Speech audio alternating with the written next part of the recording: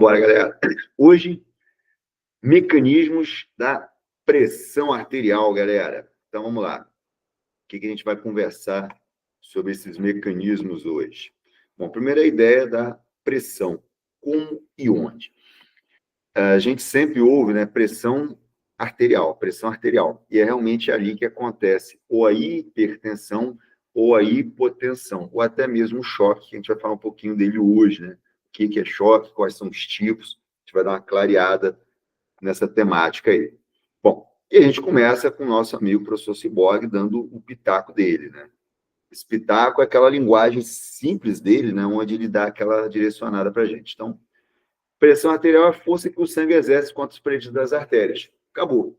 E aí a gente tem uma origem dessa força, temos onde essa força age, que são na parede das artérias, e o final dessa força, que vai, né, alterar ou não essa pressão. Então, onde que está o início? No débito cardíaco.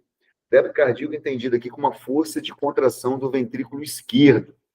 Então, esse ventrículo esquerdo exerce uma força de contração que vai vencer a pressão que mantém a válvula aórtica fechada. Quando ele vence essa pressão, por volta de 120 milímetros de mercúrio, nós temos a abertura, né, e o início dessa pressão arterial a partir da força de sístole, ou seja, do débito cardíaco.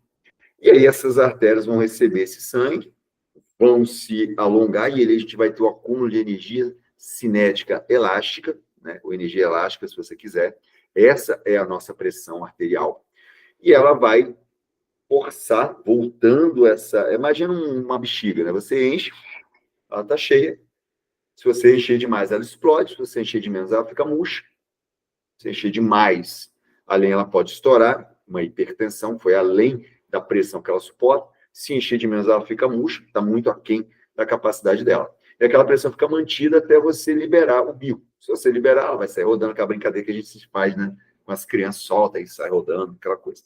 E se você segurar, uma outra brincadeira que você faz, ela vai soltar o ar sob pressão, fazendo barulho. Porque existe uma resistência na saída. Estamos falando da nossa resistência periférica total, que está em toda essa malha da artéria, mas também no sistema venoso, que a gente vai ver daqui a pouquinho. Beleza? E aqui o pitaco do professor Ciborgue, e sim, a gente está abusando da inteligência artificial aí com as imagens, né? A equipe está animada, está criando bastante coisa legal. Vamos embora. Ah, ficou maneira a sua imagem aí, hein? Rapaz, até eu achei que era eu mesmo. Até eu pensei que fosse. Voltando ao raciocínio, a gente tem aqui esse jogo do ventrículo esquerdo iniciando, então, número 1, ventrículo esquerdo, ele vai contrair. Então, aqui a gente vai entender como o início da pressão, a gente está falando do débito cardíaco, que é essa força gerada pelo ventrículo que vai abrir a válvula, tá aqui o número 2. A válvula se abre. E esse sangue ele vai invadir as artérias, a gente está vendo aqui, né, a aorta ascendente, o arco da aorta. Isso é real também para a aorta descendente torácica e abdominal. Em menor proporção, conforme vai afastando, né? Vocês já viram isso naquelas aulas iniciais, que essa resistência tem a ver com o diâmetro, mas também com o comprimento do vaso. Quanto maior o vaso, lá no final, menor vai ser essa pressão. Beleza, então essa aorta ascendente e arco da aorta vão ter vamos botar essa força que vai expandir, que vai fazer com que ela se abra ali, gerando uma energia elástica. Então tá aqui, ó. A aorta e as artérias expandem, se armazenando pressão nas paredes elásticas. Beleza. E agora? O que acontece? O ventrículo vai relaxar, a válvula vai fechar, porque a força do débito cardíaco já fez o serviço dela, já impulsionou esse sangue para dentro da artéria. E aí, o que acontece? A retração das paredes da aorta. Então, ela foi estendida pela pressão gerada pelo débito cardíaco, e agora ela vai fazer o quê? Ela vai voltar. E isso é que vai impulsionar o sangue. E aqui a gente está vendo a nossa pressão arterial em ação para manter esse sangue circulando, chegando nas diversas áreas do nosso corpo. Beleza, essa é a ideia básica. Você entendeu isso? 80% do jogo já está definido. E aqui eu deixei um texto para você, né? O fluxo é diretamente proporcional ao gradiente de pressão entre dois pontos quaisquer, inversamente proporcional à resistência. O que você está falando, Elisaldo? Condições com aterosclerose. O que seria a aterosclerose? O enrijecimento dessa artéria. Então, essa artéria diminui a sua complacência. O que seria a complacência? Essa flexibilidade. Então, o envelhecimento vai trazer para a gente a diminuição dessa complacência, dessa distensibilidade, dessa elasticidade. Então, uma artéria menos elástica, ela oferece uma maior resistência. Joia? Então, essa pressão vai começar a enfrentar uma resistência para que esse sangue circule. Essa é a ideia básica do que seria o mecanismo hipertensivo, que a gente vai discutir ao longo do nosso encontro de hoje. Beleza, aqui a gente tem um resuminho. Fórmula da pressão arterial. A pressão arterial é igual ao débito cardíaco multiplicado pela resistência periférica total. Se eu tenho uma resistência periférica, e aí como ela é total, ela está nas artérias e nas arteríolas, nos vasos, nos demais vasos envolvidos. Beleza. Como que eu entendo isso? Eu peguei uma tabela muito boa do livro de Fisiologia Médica do Silverton. Eu fiquei entre ele e do Gannon, mas eu achei ela mais didática. Então, vamos lá. 1 a 1 aqui. Número 1.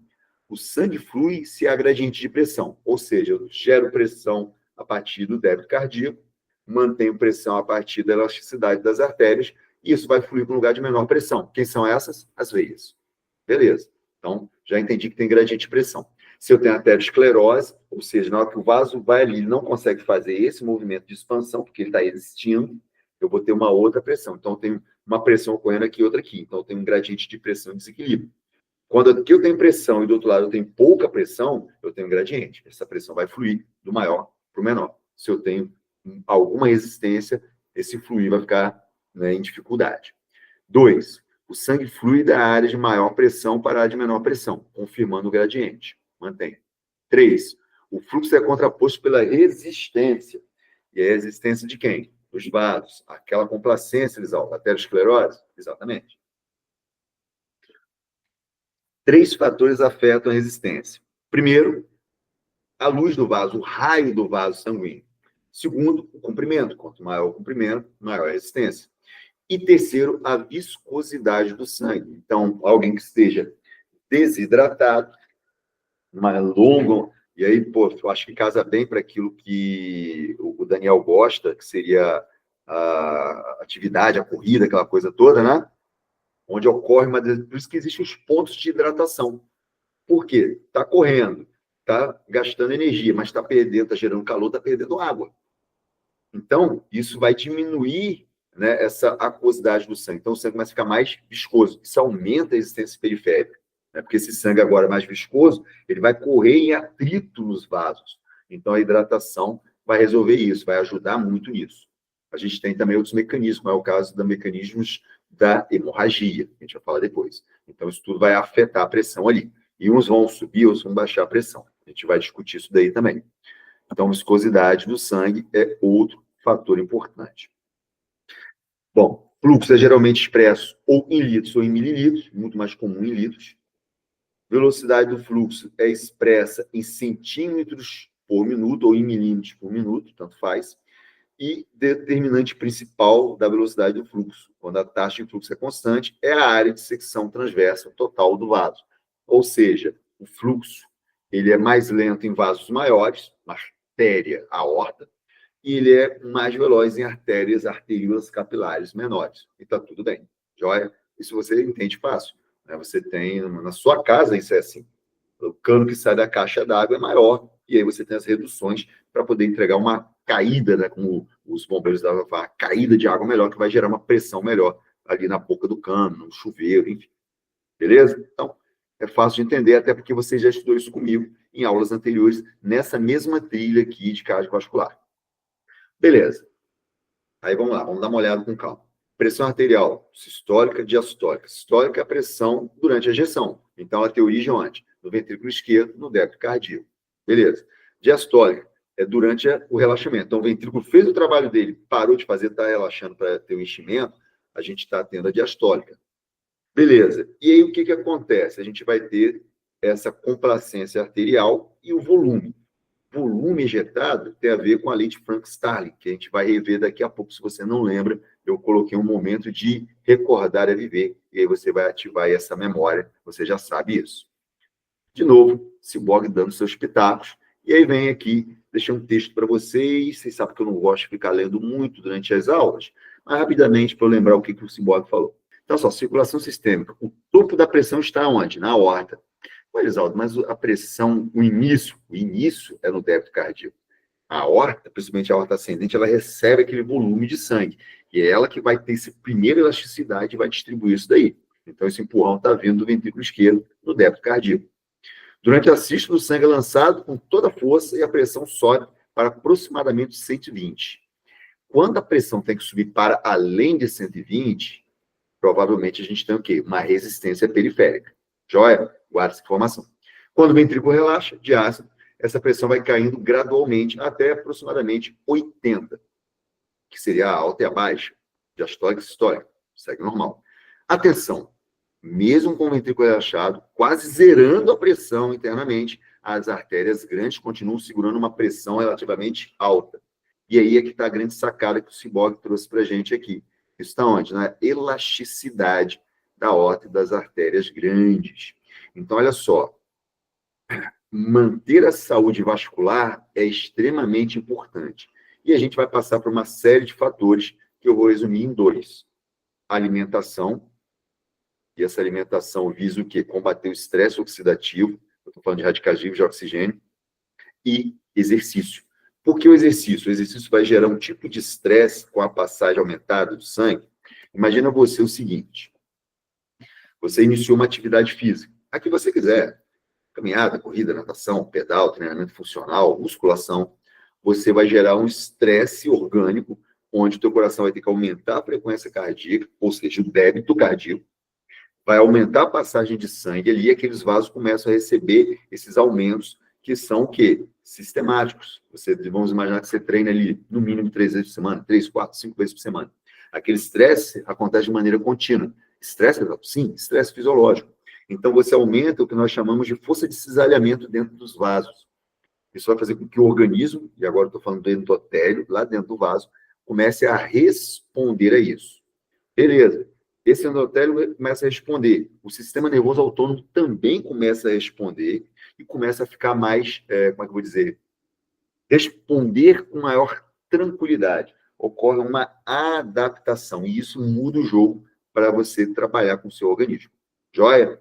Tudo bem até aí? Aí eu pedi para o professor Cyborg dar uma imagem para a gente, e aí eu deixei essa imagem aqui, que foi gerada por ele, tanto é que você vê que a sistêmica aqui, ele mudou o acento, enfim. Mas o que eu gostei dessa imagem? Olha só, ele deu aqui o coração para a gente ver, o ventrículo esquerdo, né, maior massa muscular, você já entende isso, porque tem que aumentar o quê? A força que ele vai gerar no débito cardíaco tem que abrir, tem que ser superior a 120, né, para poder abrir a nossa válvula. Então, a gente tem aqui a abertura com 120, mas olha a pressão na aorta, ela vai além de 120. Ah, por quê? Força elástica. E aí, quando você tem o relaxamento, ela chega a 80. Mas a pressão, ela vai ser contínua pela artéria, ou seja, a artéria vai recebendo, ela se enlarguece e vai voltando. É por isso que você, quando toca o teu pulso radial, você sente somente um pulso, não 2 do coração, que seria átrios, ventrículos. Você só sente o quê? A passagem do sangue em pulso. Beleza? Vamos embora. Segue.